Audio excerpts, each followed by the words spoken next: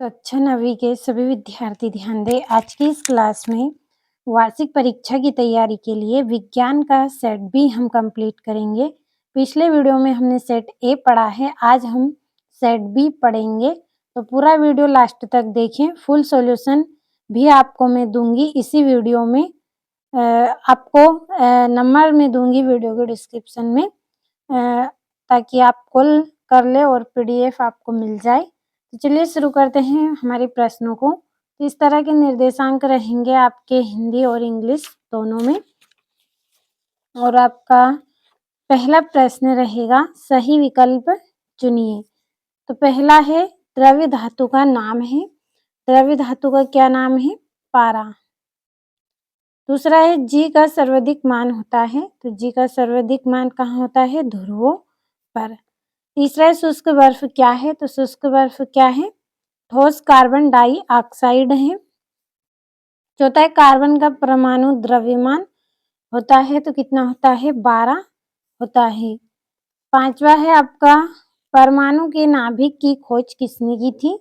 तो रदरफोर्ड ने परमाणु के नाभिक की खोज की थी। छठा है, शक्ति का एसआई मात्रक। शक्ति का एसआई मात्रक क्या है? वाट है। और ये यहाँ पे इंग्लिश मीडियम वाले बच्चों के लिए है। तो पहले का बी रहेगा, दूसरे का ए, तीसरे का ए, चौथे का आपका रहेगा ए। तो स्क्रीनशॉट लेते चलना है और कंप्लीट अच्छे से करना है आपको। पांचवा है, पांचवे का ये सी वाला आपका सही रहेगा। और छठे का आपका क्या रहेगा? बी वाला सही रहेगा। अगला प्रश्न है आपका, रिक्त स्थानों की पूर्ति कीजिए। पहला है, लाइसोसोम्स को डेडेस वाली थैली भी कहते हैं। तो कौन सी थैली कहते हैं इसे? आत्मघाती।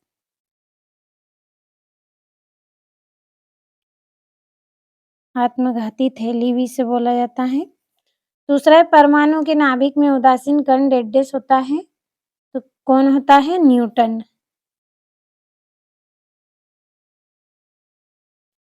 अगला है आपका, डेडेस कोशिका में हरित लवक पाया जाता है। तो कौन सी कोशिका में पाया जाता है? पादप। पादप कोशिका में क्या पाया जाता है? हरित लवक पाया जाता है। चौथा है, धातुएं ताप एवं विद्युत की डेडेस होती हैं। तो क्या होती हैं ये? सुचालक।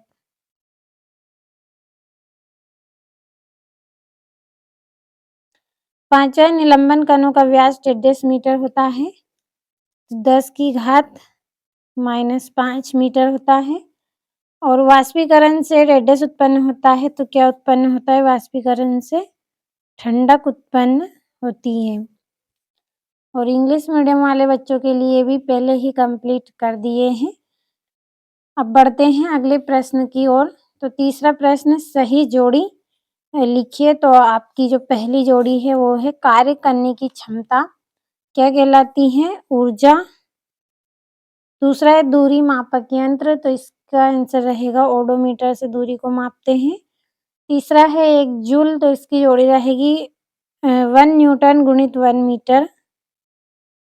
चौथा है, संयोजी ऊतक। तो संयोजी ऊतक क्या होता है? रक्त होता है। पांचवा है, कोशिका। तो कोशिका का आंसर रहेगा आपका रॉबर्ट हुक। छठा है, संवेग का एसआई मात्रक। तो kg/m(s-1). तो ये छठी जोड़ी होगी आपकी।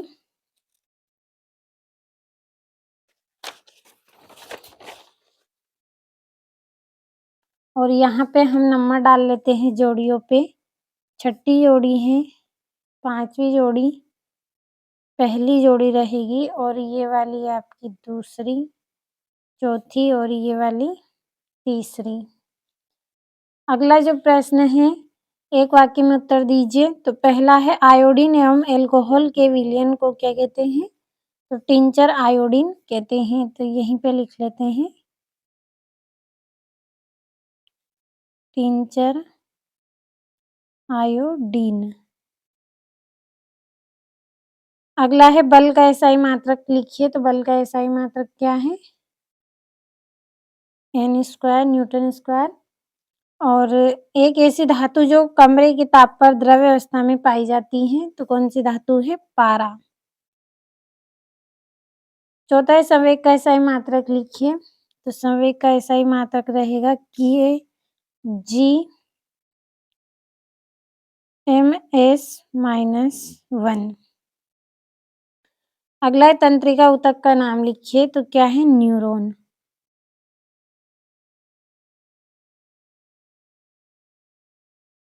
छठा है हृदय की पेशियाँ किस प्रकार की पेशियाँ हैं? अनैच्छिक पेशियाँ।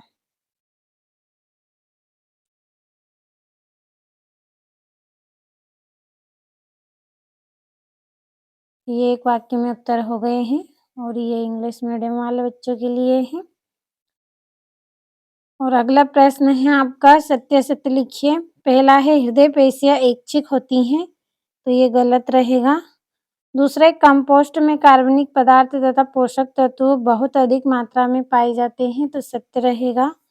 तीसरा, सर जे थॉमसन ने एनोड किरणों की खोज की, तो ये आपका गलत रहेगा। चौथा, पौधों का पोषक पदार्थ हवा, पानी तथा मिट्टी से प्राप्त होते हैं, तो सत्य रहेगा। और हृदय पेशी कंकाल पेशी से जुड़ी होती है, तो ये गलत रहेगा। और विभाज्य ऊतक पौधों के वृद्धि वाले क्षेत्रों में पाए जाते हैं, तो ये सत्य रहेगा। और ये यहाँ से भी टिक कर लेते हैं। पहला असत्य, दूसरा सत्य, तीसरा सत्य, चौथा सत्य रहेगा आपका, पांचवा असत्य, छठा सत्य। और ये आपके 2-2 नंबर के प्रश्न हैं।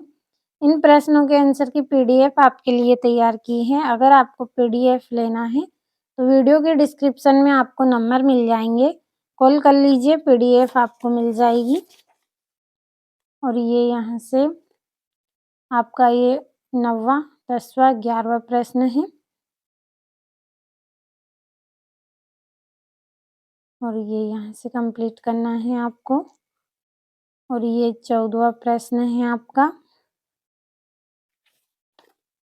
और ये इसका था।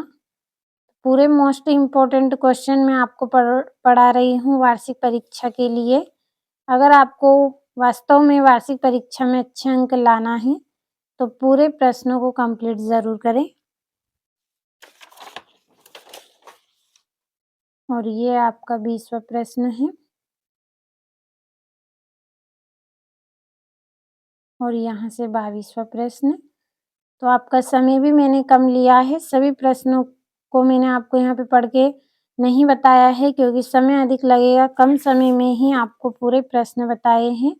और वीडियो के डिस्क्रिप्शन में नंबर दिए जाएंगे, तो कॉल कर लीजिए। अगर आपको पीडीएफ लेना है तो कॉल ज़रूर करिए। और आज की इस वीडियो में विज्ञान का सेट बी हमने कंप्लीट किया है। अगले वीडियो में सेट सी हम पढ़ेंगे, तो आप इन प्रश्नों को कंप्लीट करें। और सेट डी भी आपको कंप्लीट करना है। तो अगले वीडियो में हम दोनों सेटों को पढ़ेंगे, जब तक इसे आप कंप्लीट कर लें।